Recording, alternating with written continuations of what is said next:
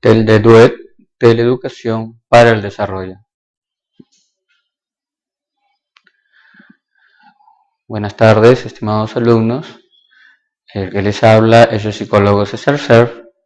En esta oportunidad vamos a conversar sobre un tema que es muy importante, que se denomina el problema de las drogas en el Perú.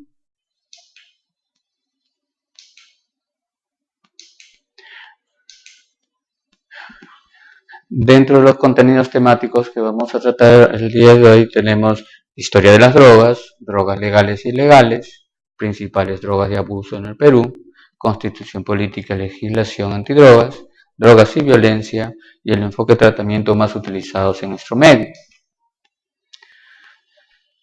A forma de resumen y haciendo un recuento histórico acerca de las drogas en el mundo, podemos establecer esta línea de tiempo.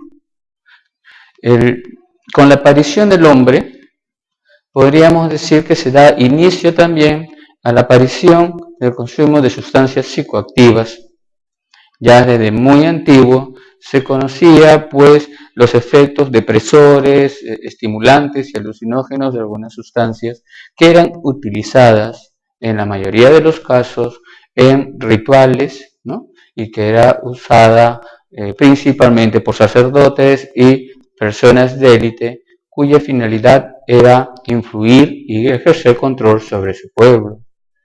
Como antecedente histórico podemos mencionar hacia el año 5000, pues la cultura sumeria utiliza el opio, a la cual le denominan la planta de la alegría. Registros de su utilización la tenemos en las tablillas sumerias, ¿cierto? Que hablan pues acerca de los usos que se les daba en aquella época a esta planta denominada la alegría. Ya en el siglo XII, pues los maometanos y los nómadas del desierto la usan como talismán y también para poder mitigar la sed y el hambre. Hacia el siglo XII, ya el uso del opio se extiende a China. Ella establece pues una relación con Gran Bretaña, quien pues comienza a ejercer el monopolio de la comercialización de esta sustancia hacia China.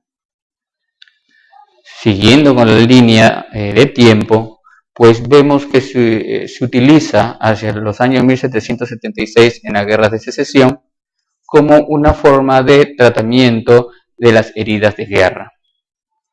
En el siglo XVIII o el siglo XIX, pues se dan las dos guerras del opio entre Gran Bretaña y China, con la consiguiente victoria de Gran Bretaña, lo que pues ejerce influencia en China para que tolere la comercialización de opio en algunos puertos. Durante el siglo XIX, con el desarrollo de las medicinas, también pues se comienzan a elaborar fármacos que tienen la finalidad pues de amenguar el dolor o el tratamiento de unas enfermedades. Es en esta época en donde se empieza a observar que las personas que consumen estas sustancias comienzan a tener cambios de comportamiento de una manera negativa. Ya a inicios del siglo XX, y teniendo en cuenta esta información, es que se comienza a regular el uso de narcóticos y de fármacos, de tal manera que se evite que pueda generar mayor adicción.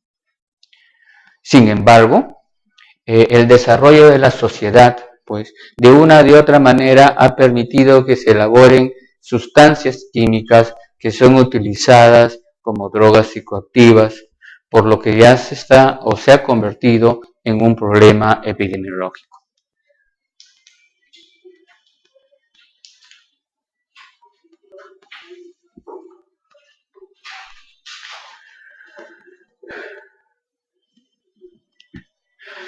Paralelamente a esto podremos hacer también la historia de las drogas en la región andina.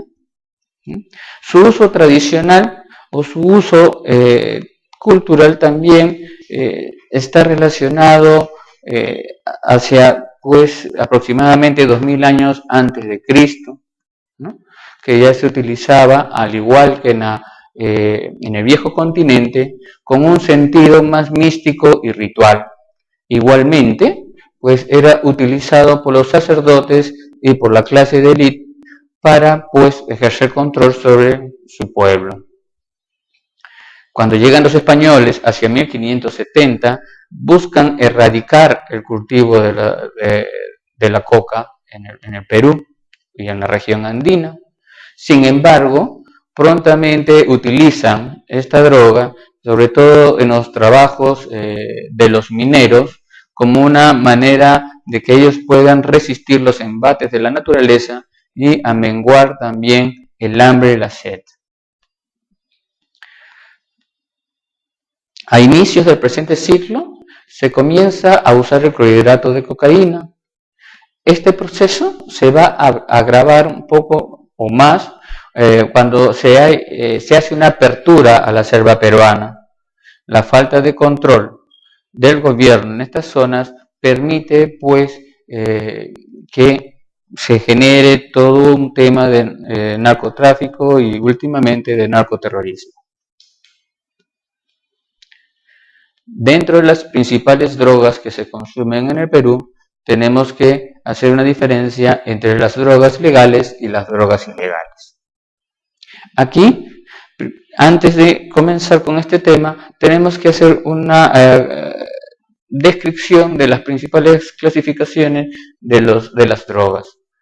Una de las que más se utiliza es la que clasifica las drogas como drogas depresoras, como drogas estimulantes y como drogas alucinatorias. Dentro de las drogas depresivas o depresoras tenemos aquellas drogas que van a enlentecer el funcionamiento del sistema nervioso central y este se relaciona pues con el funcionamiento psicológico y con el funcionamiento fisiológico. Son las que se asocian con frases como que me entristece, me da sueño, ¿no? Me tranquilizan. Tenemos las drogas estimulantes, ¿no? Que son aquellas drogas que van a activar el funcionamiento del sistema nervioso central y que están asociadas con frases como que cuando consumo puedo resistir más, estoy más despierto, estoy más activo. Finalmente, tenemos las drogas estimulantes, que son las que van a producir alteraciones en nuestras percepciones. Están relacionadas con frases como que cuando corro tabla y consumo drogas, pues es como si estuviese en las nubes. Haciendo esta salvedad, vamos a desarrollar pues el tema de las principales drogas legales que se consumen en nuestro país. Dentro de ellas tenemos al alcohol, que es un depresor del sistema nervioso central, ¿no? Es decir, va a retrasar el tiempo de reacción frente a la presencia de un estímulo, lo que se relaciona mucho pues con los accidentes que día a día nosotros podemos observar, podemos ver en los periódicos o a través de los medios de comunicación. Inicialmente, cuando consumimos alcohol hay un estado de euforia y de excitación, pero que es seguido prontamente por una depresión de los centros nerviosos que van a controlar el comportamiento. Es por eso que muchas veces cuando vemos a una persona que toma, vamos a ver que hay un cambio en su comportamiento. Si es callada, pues cuando toma se vuelve habladora, se vuelve la ama de la fiesta, pero conforme va tomando más cantidad de alcohol, como que poco a poco se va deprimiendo el sistema nervioso central y van a cometer cada vez mayores fallas, porque hay compromiso de sus funciones psicológicas y fisiológicas. El lenguaje es un poco gangoso, hay un problema de desequilibrio, ¿correcto? Hay un problema de control de la conducta social. Por eso cuando una persona bebe a veces dice cosas impulsivamente sin pensar, porque la conducta social es lo que se va a alterar. Luego también tenemos el tabaco. La nicotina es un alcaloide que produce un efecto estimulante. Si bien es cierto, su uso repetido va a generar adicción, este no es muy intenso, pero es difícil de controlar, ¿correcto? El uso de nicotina por un tiempo prolongado lleva al aumento de la posibilidad de sufrir afecciones cardíacas y además está muy relacionado con el cáncer de pulmón. Es por eso que las leyes actuales regulan y controlan mucho el consumo de tabaco. Es más, se hacen muchas campañas para que se deje de consumir tabaco. Se regula, ¿verdad? Cuando uno compra una cajetilla de cigarros, hay una frase que dice fumar es dañino para la salud, hay una foto de una persona que sufre los embates del cáncer pulmonar, como una forma de llamar a la concientización a las personas. Dentro de las drogas ilegales tenemos a la marihuana, cuyo principio activo es el tetrahidrocannabinol. Viene o se desarrolla a partir de la planta cannabis sativa. Esta droga produce una sensación de bienestar, de relajación y de somnolencia. Produce alteraciones de la percepción transcurrido el tiempo. El abuso de marihuana está asociado con un síndrome denominado amotivacional. Es decir, las personas que consumen estas drogas con el tiempo pierden la motivación de hacer muchas cosas que antes hacían. Hay un deterioro bastante marcado de su persona, ¿no? Y está muy relacionado con comportamientos delictivos. También tenemos a la pasta y al clorhidrato de cocaína. La pasta básica de cocaína, la forma de consumir es a través de la sublimación, que es decir, el calentamiento, en donde pasa de sólido a vapor y esta puede ser absorbida por los alvéolos pulmonares y producir los efectos de la droga. La adicción al consumo de pasta básica de cocaína se instala rápidamente en las personas, observándose un gradual deterioro personal, comportamental y valorativo de la persona. Tenemos también el clorhidrato de cocaína. Estos dos tipos de drogas son muy utilizadas en nuestro país. El clorhidrato de cocaína es aspirada por la nariz. Posiblemente muchos de nosotros lo hayamos visto en las películas, que se ponen en hileras y son pues aspiradas por la nariz, produciendo los efectos estimulantes que tiene la droga. Existen otro tipo de drogas como los medicamentos. Aquí tenemos los tranquilizantes, los jarabes de tos, los hipnóticos, ¿no? Que también van a producir adicción en la medida en que lo usemos de una manera no controlada, ¿no? En nuestro medio, por lo general, tendemos a automedicarnos. El Estado peruano regula por eso que estos tipos de medicamentos sean vendidos bajo receta médica y solamente en las cantidades que se estipula o lo estipula el psiquiatra o el médico en este caso. Pero muchos de nosotros pues nos automedicamos y como yo quiero seguir sentirme bien, pues lo que hago es seguir tomando los medicamentos, generándome dependencia. Tenemos las anfetaminas. El consumo de anfetaminas va más allá del valor médico.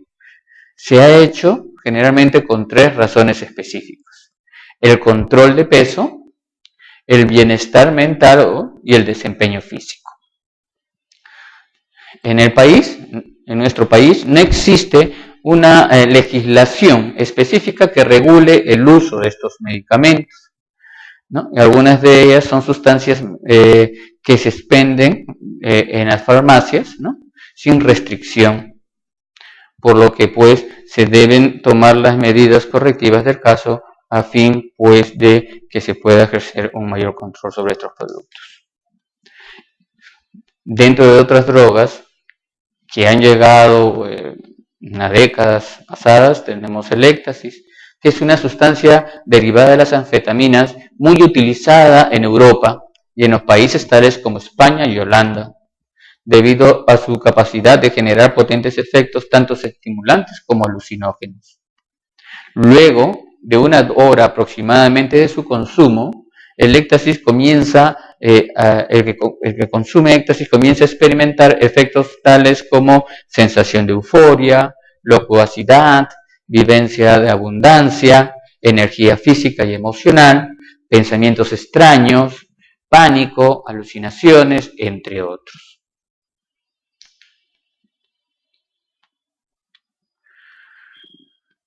Vamos a conversar rápidamente acerca de lo que es la legislación sobre las drogas. Durante los últimos 29 años, nuestro país ha elaborado una copiosa normativa en material penal con la finalidad de hacer frente al problema del tráfico ilícito de drogas. Se han desarrollado muchas leyes para su control y para impedir, pues, que el problema de adicción siga desarrollándose o maximizándose.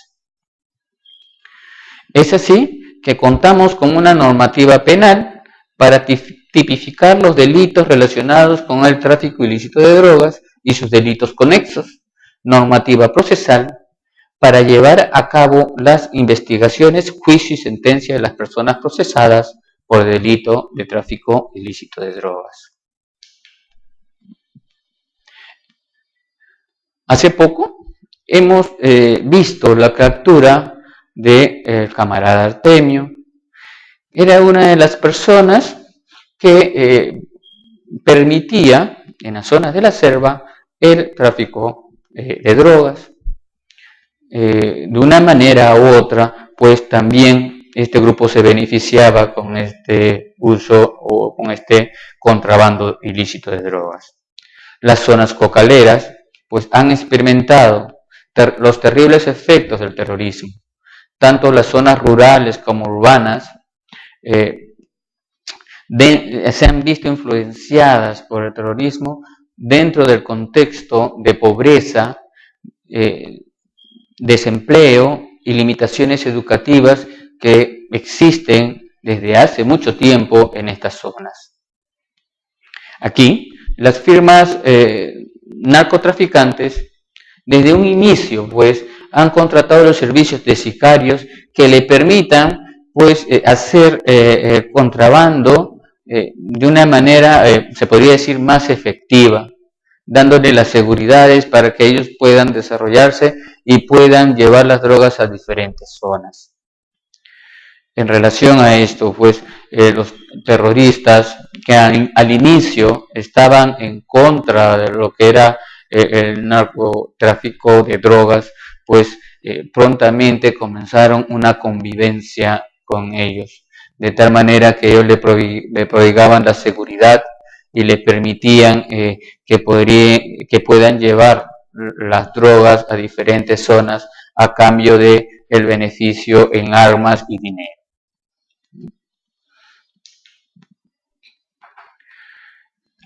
De igual manera, podemos decir que el tema de drogas, pues, ha generado una serie de actos de corrupción que, pues, nosotros nos vemos a diario.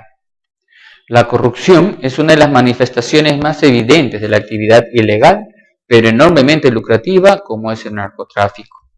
Aquí están inmiscuidas autoridades del gobierno, como jueces, policías y políticos, que pues de una o de otra manera se ven involucrados en todo este proceso de contrabando y de tráfico ilícito de sustancias psicoactivas.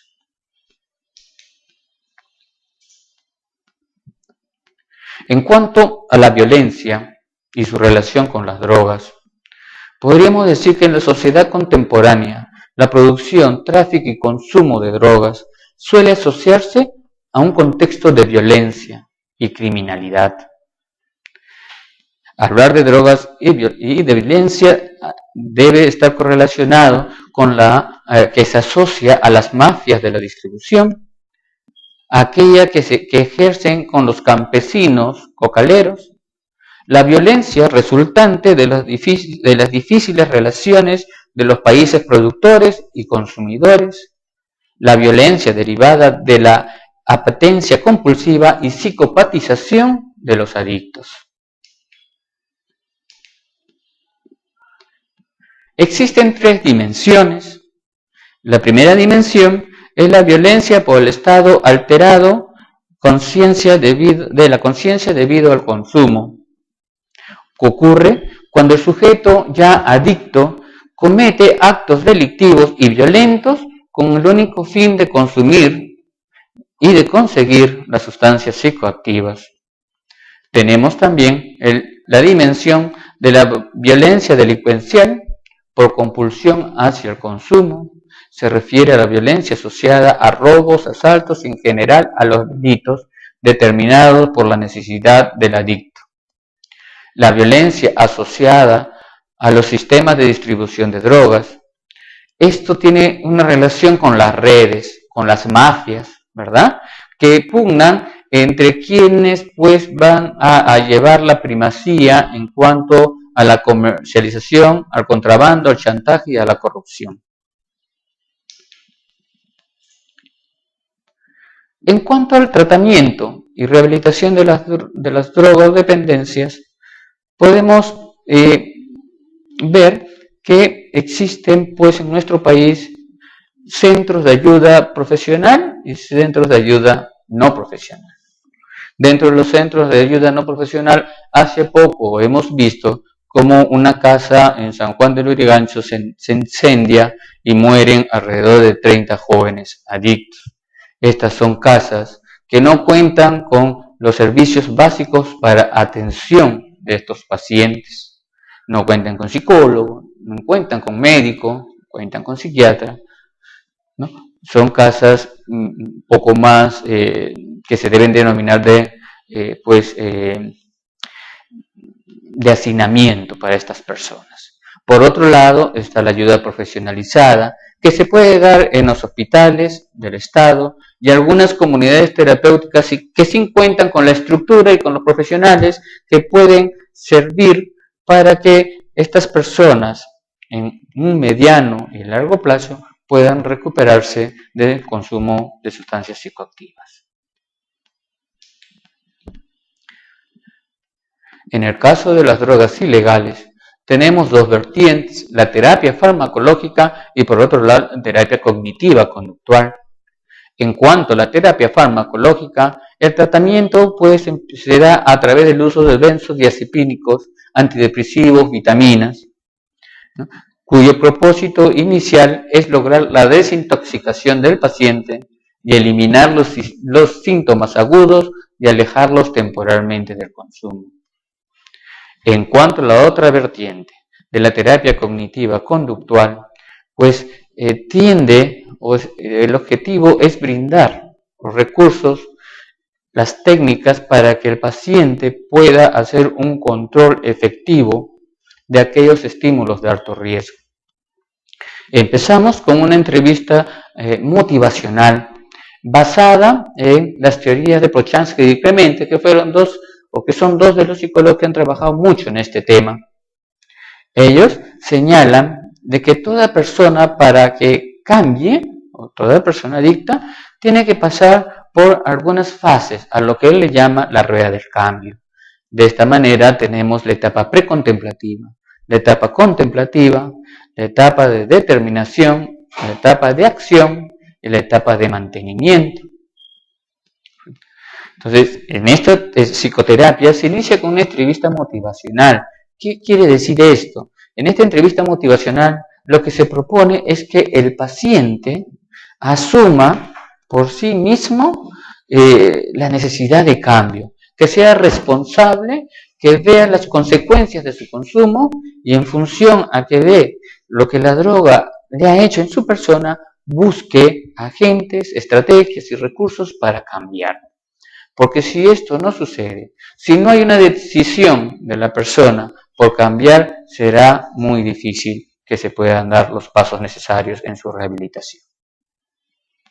Durante este tipo de estrategias, pues se dan una serie de técnicas conductuales como la relajación, el control encubierto, la sensibilización encubierta, que tienen como finalidad pues permitirle al paciente recursos a nivel psíquicos y fisiológicos para poder controlarse en los momentos en que puede haber un craving, es una activación. ¿Correcto? También podemos dar algunas técnicas, como pues aquella técnica de escoger 5 cosas que no les gustan y que las haga, como una manera de trabajar los bajos niveles de frustración que tienen por lo general estos pacientes. También se tiene que trabajar con sus placeres naturales, desarrollándolos de tal manera que compitan con sus placeres químicos que obtenían a través del uso de las sustancias.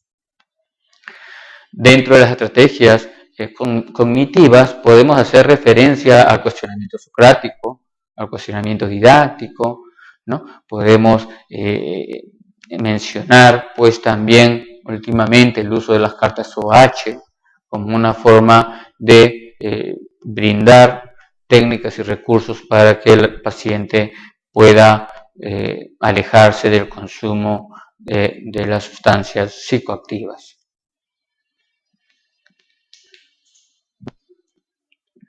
Finalmente, a modo de conclusiones, podemos mencionar, dentro de las más saltantes, que en la actualidad se reconoce el carácter epidémico del consumo de drogas.